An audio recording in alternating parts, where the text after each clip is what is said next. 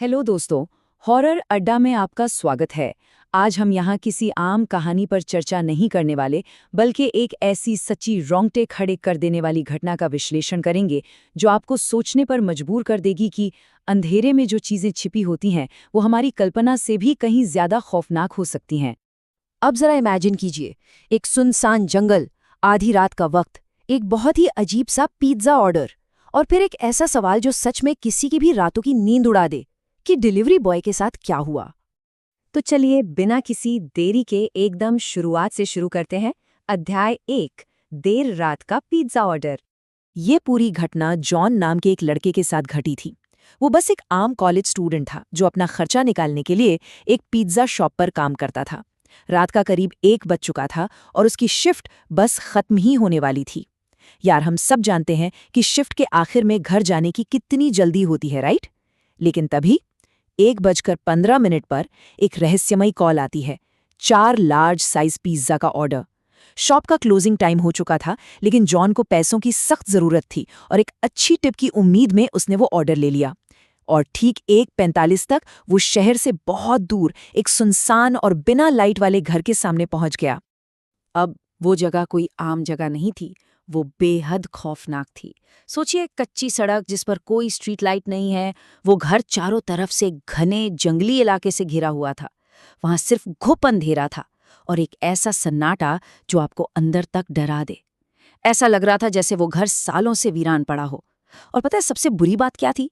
जब जॉन ने घबराकर अपने मैनेजर को कॉल किया तो उसने फोन ही नहीं उठाया। मतलब वहां मदद मांगने का कोई रास्ता ही नहीं था। और यहीं से चीजें एक डरावना मोड़ लेती हैं। अध्याय 2, जंगल का वो डरावना घर। जॉन अब उस वीरान घर के बिल्कुल सामने अकेला खड़ा था और उसके सामने एक बहुत बड़ी दुविधा थी। एक तरफ तो वो इतना घबराया हुआ था कि बिना डिलीवरी किए वापस जा सकता था, लेकिन इसका सीधा सा मतलब था मैनेजर का गुस्सा और उसकी पहले से ही कम सैलरी में से एक भारी कटौती।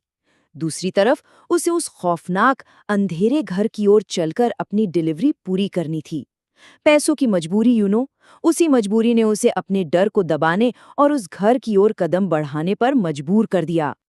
जैसे ही जॉन ने थोड़ी हिम्मत जुटाई और घर की ओर बढ़ा, अंदर की एक लाइट जल उठी। उसने डोरबेल बजाई, लेकिन कोई जवाब नहीं आया। उसने फिर से बेल बजाई। इस बार अंदर से किसी के कदमों की आवाज तो आई, लेकिन दरवाजा किसी ने नहीं खोला।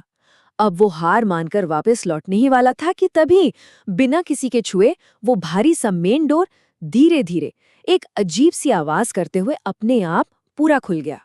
इसके बाद जो हुआ वो किसी की भी रूह कंपा दे। अध्याय 3, भूतिया कमरे के अंदर। जॉन थोड़ा घबराते हुए उस हॉल के अंदर चला गया। वहां सिर्फ एक हल्की सी, बहुत ही डिम लाइट जल रही थी और एक अजीब सी चुभने वाली खामोशी छाई हुई थी। उस सन्नाटे को चीरते हुए जॉन की आवाज गूंजी, हेलो, क्या कोई है? कृपया अपना पिज्जा ले लीजिए। उसे सच में उस वक्त तक यही लग रहा था कि शायद कोई कस्टमर बस ऑर्डर लेने में थोड़ी देरी कर रहा है। लेकिन दोस्तों, इसके बाद जो हुआ वो किसी बुरे सपने से कम नहीं था। एकदम सिलसिलेवार तरीके से सब कुछ हुआ। सबसे पहले एक जंगली बिल्ली अचानक सोफे के नीचे से निकलकर एक कमरे में भागती है। जैसे ही वो बिल्ली अंदर जाती है, उस कमरे का टीवी और लाइट अचानक अपने आप चालू हो जाते हैं और फिर वहां से छोटे बच्चों की बड़ी ही अजीब सी शैतानी हंसी गूंजने लगती है।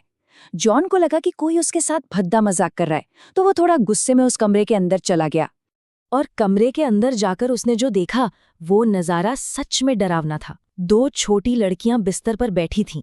जॉन ने थोड़ा झुंझलाते हुए उनसे कहा कि वो कब से डोरबेल बजा रहा है और पिज्जा की पेमेंट के लिए किसी बड़े को बुलाए, लेकिन उन्होंने कोई जवाब नहीं दिया। वो बस वहीं बैठी रहीं, बिल्कुल खामोश, और अपनी अजीब ठंडी नजरों से जॉन को लगातार घूरती रहीं। अब सांस थाम लीजिए, क्योंकि यहाँ से चीजें बिल्कुल बेकाबू हो जाती हैं। पहले तो वो लड़कियां चुपचाप बैठी रहती हैं, फिर अचानक से उनकी आंखें पूरी तरह से सफ़ेद पड़ जाती हैं। जी हाँ, बिल्कुल सफ़ेद। उनकी वो खामोशी एक बहुत ही खतरनाक और अप्राकृतिक मुस्कान में बदल जाती है। और फिर वो धीरे से अपना हाथ उठाती हैं और सीधे जॉन के पीछे खड़े एक बहुत ही भयानक साये की ओर इशारा करती हैं। अध्याय 4, अंधेरे जंगल में भागदौड़। जैसे ही जॉन पीछे मुड़ता है और उस खौफनाक साये को देखता है, वो बुरी तरह कांपने लगता है। डर के मारे उसके हाथों से वो चारों पिज्जा बॉक्स वहीं जमीन पर गिर जाते हैं और वो बेतहाशा बिना पीछे देखे अपनी जान बचाने के लिए बाहर अपनी बाइक की तरफ भागता है। सोचिए, जब वो भाग रहा था तो वो औरत और दोनों बच्चियां घर के दरवाजे पर खड़े होकर उसे लगातार घूर रही थीं। लिटरली रोंगटे खड़े कर देने वाला मंजर। अब आप सोच रहे होंगे कि पैनिक क्या होता है। असली पैनिक या खौफ वो एहसास है जब आप किसी भूत या घर से अपनी जान बचाकर भाग रहे हों और अचानक आपकी मोटरसाइकिल का इंजन बंद हो जाए। और सिर्फ इतना ही नहीं, आपको पता चले कि आपकी बाइक का टायर भी पंचर है। बिल्कुल यही खौफनाक स्थिति जॉन के साथ हुई। उसकी भागने की आखिरी उम्मीद उसकी बाइक ने भी जवाब दे दिया था। जॉन ने कांपते हाथों से किसी तरह पुलिस को फोन मिलाया, लेकिन तभी उसकी नजर अपनी बाइक के रियर व्यू मिरर पर पड़ी। शीशे में उसने जो देखा उसने उसकी जान ही निकाल दी। वो औरत का साया और वो दोनों बच्चियां अंधेरे में धीरे धीरे उसी की ओर बढ़ रही थीं। ये देखते ही जॉन के पैरों तले जमीन खिसक गई। उसने बाइक वहीं छोड़ दी और उस घने अंधेरे जंगल की ओर अंधाधुंध दौड़ पड़ा। वो एक बड़े से पेड़ के पीछे छिप गया और बस अपनी जान बचने की दुआएं मांगने लगा। अब आते हैं इस कहानी के आखिरी और सबसे चौंकाने वाले हिस्से पर। अध्याय 5, खौफनाक सच का खुलासा। कुछ देर बाद आखिरकार पुलिस के सायरन की आवाज सुनाई देती है। जॉन थोड़ा राहत महसूस करता है, पुलिस को सब कुछ बताता है और उन्हें वापस उसी घर में ले जाता है। लेकिन वहां जाकर एक ऐसा सच सामने आया जिस पर यकीन करना नामुमकिन था। एक तरफ था जॉन का अनुभव, जिसने साक्षात एक भयानक औरत और 2 लड़कियों का साया देखा था। लेकिन दूसरी तरफ जब पुलिस ने अंदर जाके छानबीन की तो उन्हें क्या मिला? एक पूरी तरह से खाली घर और सिर्फ एक जंगली बिल्ली। वहां उन 3 लोगों का दूर दूर तक कोई नामो निशान नहीं था। लेकिन दोस्तों, असली सदमा तो जॉन को अगली सुबह लगा। और ये जो नंबर 3 आप देख रहे हैं ना, ये उसी खौफनाक सच और सदमे को दर्शाता है।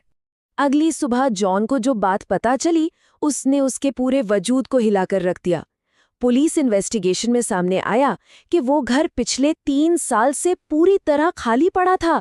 ये घर पहले एक माँ और उसकी 2 छोटी बेटियों का हुआ करता था। और सबसे खौफनाक बात बताऊं, ठीक 3 साल पहले उन तीनों की उसी घर में बहुत ही बेरहमी से हत्या कर दी गई थी।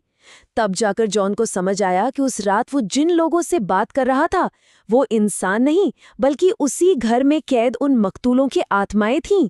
इस रूह कंपा देने वाली घटना के बाद जॉन ने पिज्जा डिलीवरी की नौकरी हमेशा के लिए छोड़ दी। लेकिन हमारा ये विश्लेषण एक बहुत ही गहरे और डरावने सवाल के साथ खत्म होता है। आखिर उन तीनों की हत्या किसने की थी? ये आज तक एक अनसुलझा रहस्य है। और क्या वो बेचैन आत्माएं जो आज भी उसी वीरान घर में कैद हैं, कभी किसी रात वहां भटक कर आने वाले अगले इंसान को जिंदा वापस जाने देंगी? इस बारे में आपका क्या सोचना है? ये सवाल मैं आप पर छोड़ता हूं।